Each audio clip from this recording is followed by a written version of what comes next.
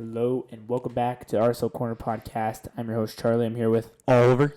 just us two today. Ethan, he's actually getting back from a big trip to Japan, so he hasn't been too focused on RSL, but he'll be on the next pod. Don't you worry.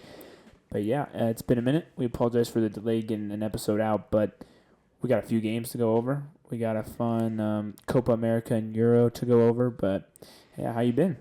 Been doing great. You just got back from a road trip, having fun this summer. Loving all the soccer and watching it every single day. Oh yeah. How about you, bro? Doing good. I guess Oliver and I are together every day, so we kind of know how each other are doing. Lots of pickleball. Lots of pickleball. We've been playing pickleball, but yeah, it's been a good summer. We hope all of you guys are having a good summer as well. But yeah, let's get into some Real Salt Lake talk. One match we won't go in too much depth about is the Montreal 0-0 tie. It felt like forever ago.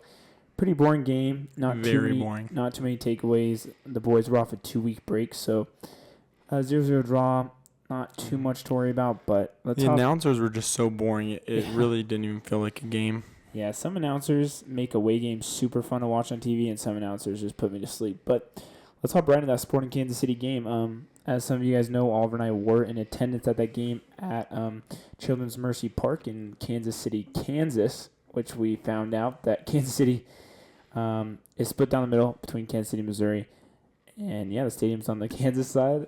But yeah, what were your expectations coming into this game, like at an away stadium? I'll just first off say it was a super fun trip. We got some really good barbecue, stayed at a hotel, and walked to the stadium, which was really fun. And going into it, I knew we were gonna win, but I was scared just because I feel like playing in an away is actually really different than you think because there's really no RSL fans there. Yeah, there was a handful. Shout out Matty Casey from the Royal Riot podcast. We set it up to him. Great guy. Royal Riot has a great podcast and show over there. But yeah, there was only a handful of RSL fans. I was making sure to show some love to everyone. But yeah, when we walked in, we were the only few people in red and yellow jerseys. Definitely got some looks, but leaving there with the W definitely felt a lot better. Yeah, and I'd say it's a cool little stadium. It's nice to walk around. We had some really good seats for the first half, and then we kind of switched it up to the second half and had like a nice bird's eye view, so that made the game really fun. Yeah, if you follow us on Instagram, we posted some stories of our angles. But yeah, the stadium's interesting. First, you walk into the plaza, very unlike RSL. This is just all concrete, and the vibes are not as high as they are at America First Field. But it was a good time. The stadium's pretty new. It felt like, I don't know, it felt like there was a lot going on, though. There was a lot of different things they were trying to do. Yeah, they have a crumble cookie in their stadium, which is awesome. And then cool. I'll just say like the humidity is extremely different too. Like your water's just sweating the whole time. Yeah, it was crazy. But yeah, Oliver, let's get right into the lineup for this game. Yeah, so for this lineup, we had our boy Gavin Beavers, who had a great game. We had our boy Brody on the right, Quinton and Vera in the middle, and Oviedo on the left side. Our two strongholds, Anelli and Ojeda in the midfield, and then our firepower, Gomez and Luna on the wings with Barajas playing 10 and Julio at the 9. Yeah, good lineup. Good to see Barajas. We have some news regarding Barajas that we will cover later. But, yeah, pretty strong lineup. I felt a little worried just because, obviously, no Chicho, no McMath, no Glad. But, I don't know, the boys look good.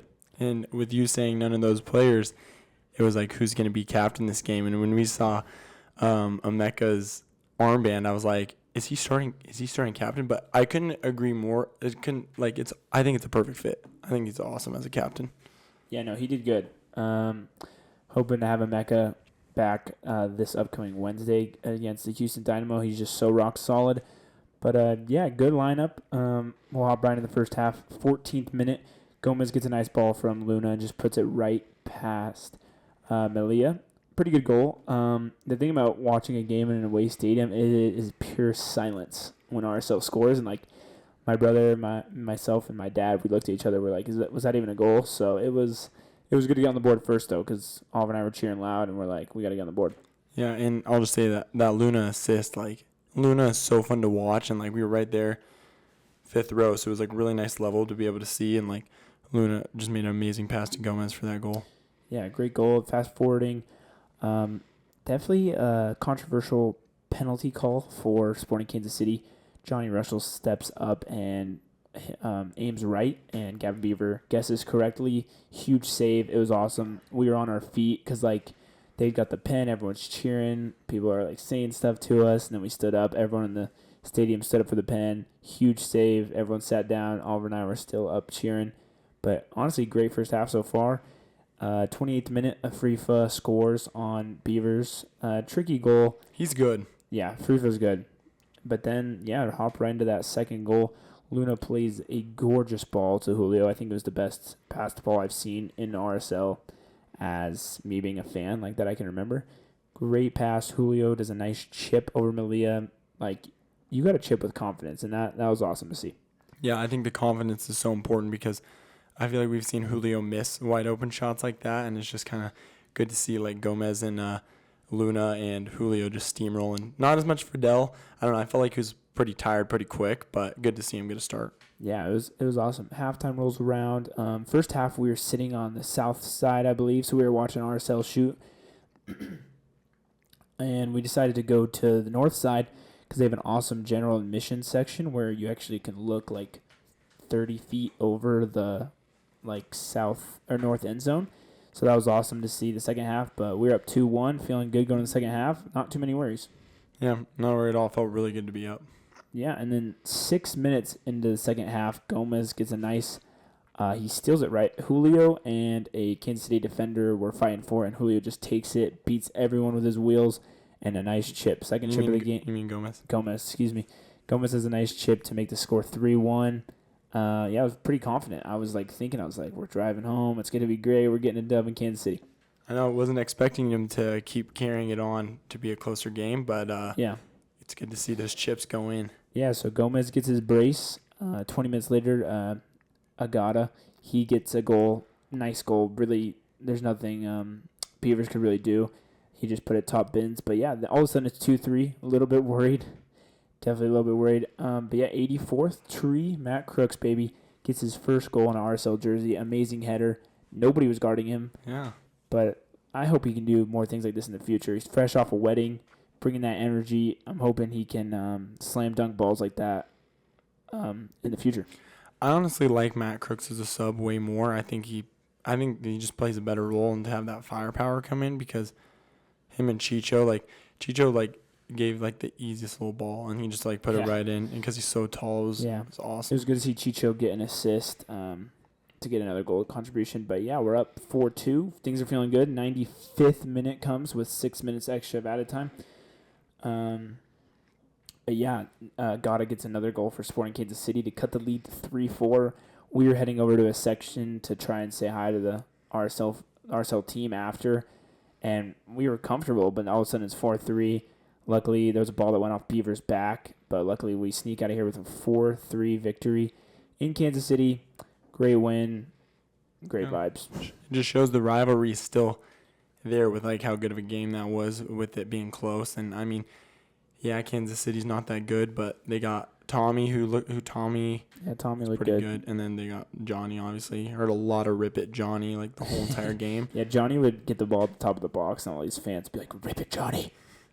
It was funny. Anyway, RSL sneaks out of here with a 4-3 win. Great win. Feels good to win on the road, especially being there as RSL fans. But yeah, I guess we can fast forward right to the LA Galaxy game last Saturday. Let's hear that lineup. So for the LA game, we started with McMath in keeper again, and we have Brody on the right, Hidalgo in the center, and Oviedo in the center, and Catranis on his left side. And then we had, instead of Anelli, we had Palacio with Anelli being sick, and Ojeda in the middle like usual. And then my two favorite players, Gomez and Luna on the sides, Crooks back in his 10, and Chicho starting at the 9. Yeah, I mean, I felt confident going in this game. They didn't have Ricky Puig, so I felt good. I was like, we got Chicho starting again. We got Gomez coming off a brace. We got Luna coming off a 2-assist performance. We got Crooks back in the mix. I felt good. That back line's pretty shaky, I feel like, but I feel like they held their ground most of the game. But, yeah, quickly, I think the 21st minute, Chicho goes up for a header against their defender, Caceres, I think that's how you pronounce it. If you've seen the pictures, you know it's graphic, but Chicho split above his eyebrow open. He had to get like 20 stitches. He should be good to go for the next game, but very scary scenes. In the stadium, we couldn't even tell how serious the injury was when it happened. It's hard to see. It's like nothing was really shown at all, so we just thought he was like going on. But then when he goes all the way into the locker room and he has to be a sub, it's going to be bad. And he was subbed off in the 21st minute, which is not fun. But bringing back to that back line, it's like it was a little shaky. But I really didn't feel too stressed at all, especially in the first half. And like Brody, Hidalgo, and Cachanas all had really good green mob scores. Yeah, it honestly felt like we were going to get out of here with a 1-0 win or a 0-0 draw. That's just how the game was being played. I don't know. The boys looked kind of good. Gomez struggled putting the ball on frame. He had one really close shot that went off the crossbar, but 74th minute, Gabriel Peck gets a nice goal assisted by Joveljic to make it 1-0.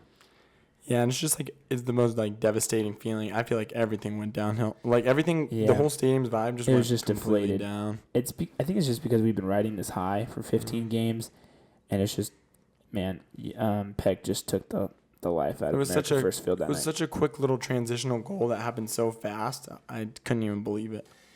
Yeah, very frustrating. I think we still thought that equalizer was coming. We had Julio at the 9, so especially how we played this season, I was expecting an equalizer pretty quick. But RSL falls to LA Galaxy 1-0. Decent performance from the boys. I feel like with all the missing pieces we had, I feel like we still played a game where we were in the position to take the lead or tie this game. We just couldn't find the back of the net. Yeah, I'll say the worst thing is the subs. I don't think the subs were put in to even do an equalizer. Like, why are we subbing a center back? And we had who's the guy that subbed that just signed a contract? Caliscan has played one game and he has no. I don't know. He has no. I did not like that sub at all. And I am happy Palacio played well though. He played. Yeah. He played great, and I like him more as a. He plays more of an attacking mid rather than that defensive, so it's fun to see too, and I like to see him rip it. But yeah, after this game, LA Galaxy is all square with us. 20 games played, 10 wins, 7 draws, 3 losses. We do have a 6-goal advantage for a goal differential, so that is the only thing that's helping us. But LAFC takes the lead in the West, sadly, and they take that number 1 spot. They have a tough task tonight in a few hours against the Colorado Rapids, so this sounds strange, but we will be rooting for the Rapids tonight, and hopefully they can take down LAFC. Yeah, the Rapids are... sad to say it, they are looking up. They are made it into the power rankings this week, which is big. And then will say, LA Galaxy really didn't look too scary to me, especially without Ricky. I felt so good in the first half. I was like, goals coming for sure. But yeah, it was brutal. Because Paintsel, amazing save by Glad too. Paintsel had that one shot. You mean McMath? Sorry, I meant that. McMath had a great save against Paintsel, and Paintsel and Peck and Joveljic are really scary attacking. Paintsel weirdly does not play that well against RSL. Like the 2 games this year, Paintsel's kind of gone quiet, but feels good. We're riding into Houston Dynamo this week on Wednesday, July 3rd, fireworks game. Make sure to pop out. But yeah, it should be a good one. Yeah, I really just hope this little, not slump, but Chicho hasn't scored in a while. We've been taking breaks. People have been traveling, injuries. I really just hope this doesn't turn into a little slump fest because we haven't heard about Houston once this year. And if it's a team that's going to beat us, it's going to be Houston. And the good thing, though, is I don't know if Coco's going to be playing for Houston, he won't for Copa America, which is good. We actually we'll go into Copa America in a little bit. But currently Houston, as we are recording, they are playing against Charlotte FC. They're up 1-0 in the 33rd minute. Houston, really haven't heard much about them this season.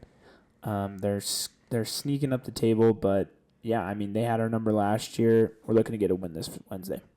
I agree. I'm excited for another home game. I love the home game atmosphere. Yeah, it looks like they won't be missing too many key pieces besides Carrasquilla, who will be playing for Panama in the Copa America. But yeah, looking for a great night at America First Field. I think players to watch would definitely be Chicho because he's got that head injury. Hopefully he can get back on the score sheet so he can keep that Golden Boot and MVP race going. But yeah, let's get into some predictions. My prediction for the Houston game, I'm going to go, I think it's going to be tougher than we think, and I think it's going to be a 2-1. 2-1. And I think Gomez is gonna have his goal, and then someone else maybe new. But is Glad's not gonna be there? I don't think so. Yeah, and it's just like the struggle bus on the back line. Like we just need. I don't know. It's gonna be hard. Yeah, I think it's going to be a good game. I'm going to go with a 2-2 draw. I think the boys have what it takes to get a W, but I feel like with just everything going on, Houston's been kind of they're on like a 5-game unbeaten streak. Latif Blessing has been scoring for them a lot, but I'm going to go 2-2 draw. Yeah, it's been crazy to see like Blessing scoring a ton, and then Kamara on LAFC scoring and just building that race. But it's like because he beat the second guy, Landon Donovan, right? Mm-hmm. But then Wojo, is it Wojo or Woj? Yeah. Or I can't remember. I think it's Wojo, but Kai Kamara and him both played like D3 soccer together. And That's so crazy. like he doesn't want to pass him because they're like best friends. I don't think he will either. He needs like 50 more goals. And he's like on his crazy. last leg. Or 20, I don't know. But yeah, should be a fun one. Into some club news. In news that just came out a few hours ago, actually. Real Salt Lake will be sending Fidel Barajas to Chivas, powerhouse in Liga MX, for a little bit over $4 million. What are your thoughts? I mean, when Charlie broke this news to me today, it just was like nothing I was expecting. You've heard all this stuff about Luna, Gomez, and even Beavers going, but you wouldn't. I thought Fidel was going to be here to help replace Luna and stuff like that. But it's good to see him going, especially with that money amount. That is really good for Real. I think both sides win. I would have loved to see Fidel kind of grow a little bit like Luna did last year, just to get him to that position. But he came to RSL to be signed by a huge club, and I think if he does want to get to Europe, I think going to Chivas is a great start. I think that's a bigger club, a bigger name, and I think it's good for him. Yeah, he had 2 assists on the season. I think they were in the same game. Really, really good stuff out of Fidel. Solid, and you remember he's only 17 years old, and going to Chivas with the reputation they have, I think it's going to be great. Yeah, it's going to be cool. Speaking of Fidel, when we saw him in Kansas City, an amazing thing I saw is like when he was communicating with Oviedo, like Oviedo's the vet, I think he's 32, Fidel, 17, 18 years old. It was good to see them communicate. We had pretty close seats for that first half, so it was awesome to see them communicate, but Fidel looked gassed in that first half. I think that's why he got subbed in that first half versus Kansas City. But yeah, congrats to Fidel. We wish you the best. We'll be rooting for you. And yeah, we'll miss you. I know, I can't believe he's already gone. It's crazy. But do you think anybody else is going to leave soon? I'm going to be surprised if they do, but I'm really hoping and praying that Gomez and Luna or Beavers even, like, I hope they can stick it out to the end of the winter. So I hope if they do leave and it's for the right thing, I hope it's in the winter window. And opposite of that, now seeing what's been going on with Chicho's injury in the back line, what position are you fulfilling if you get a DP spot?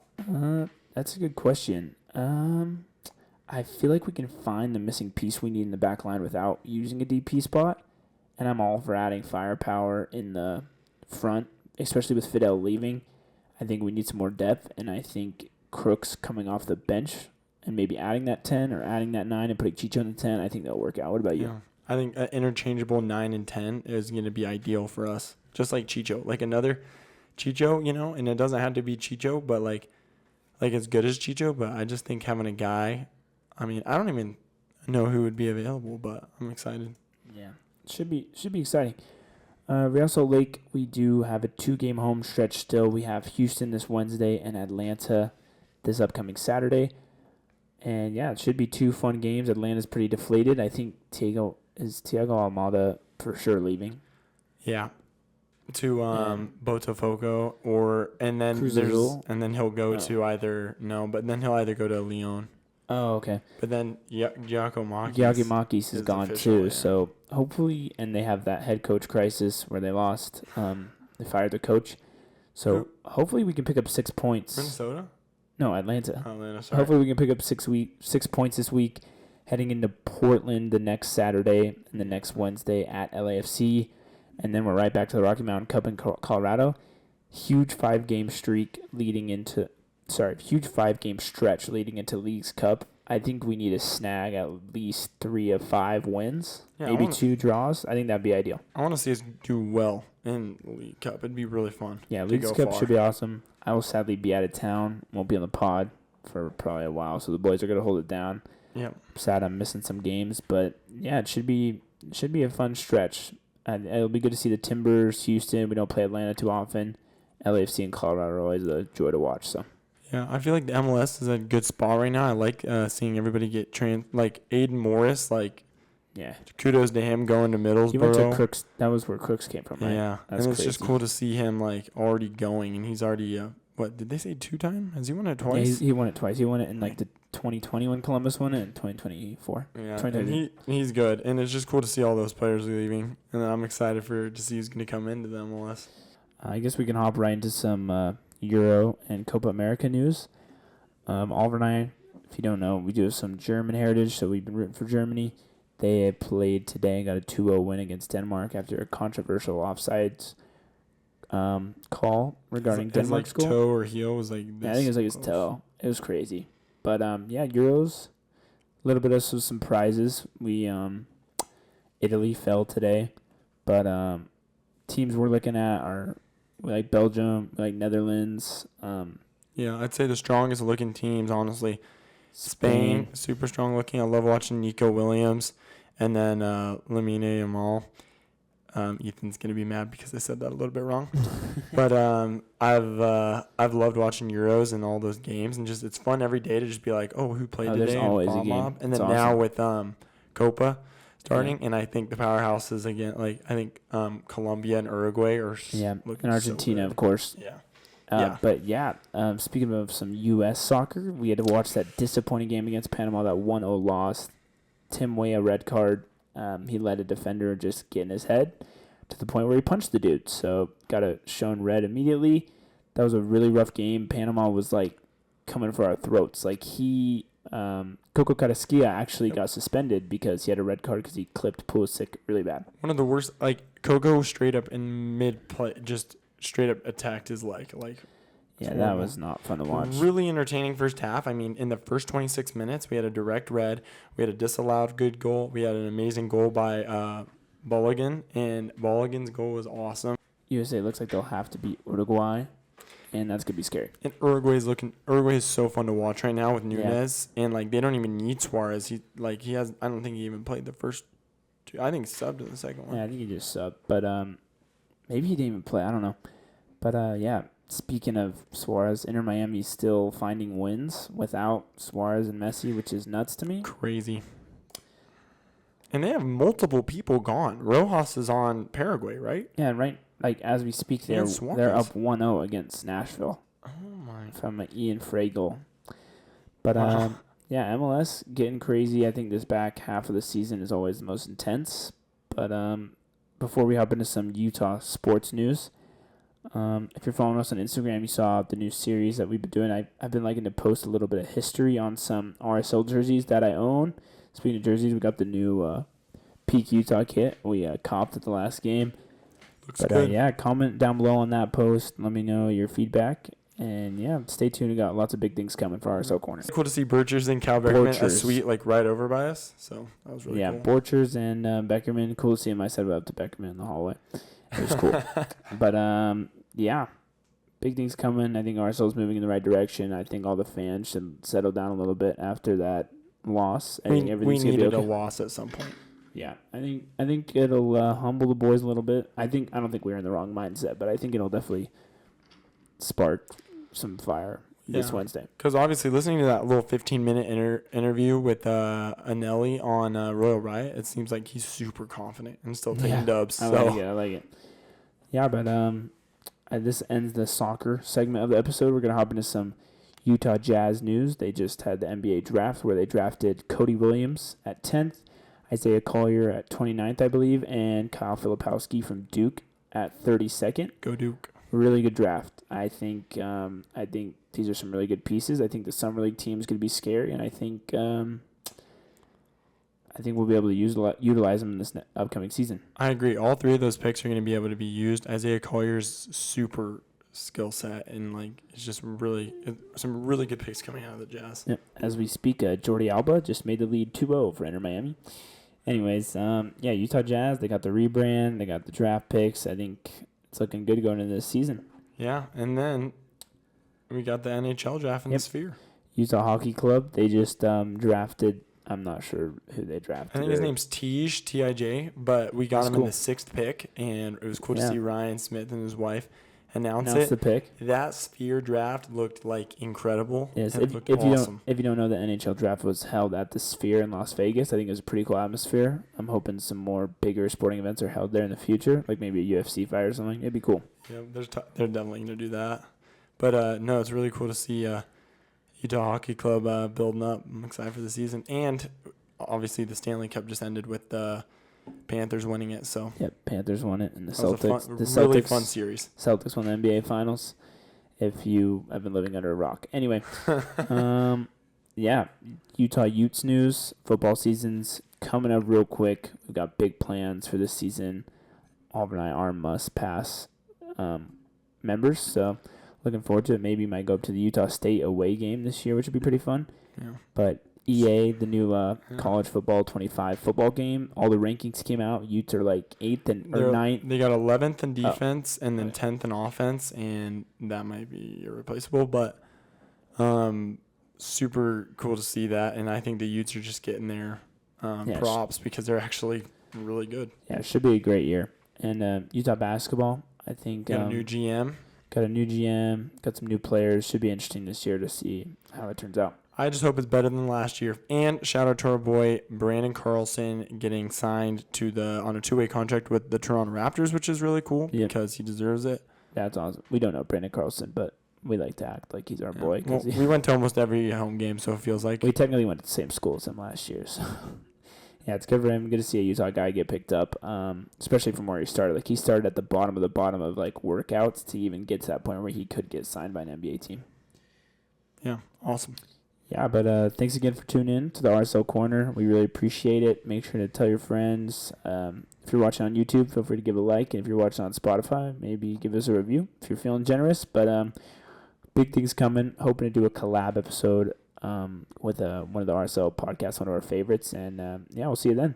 Thanks for watching. Peace.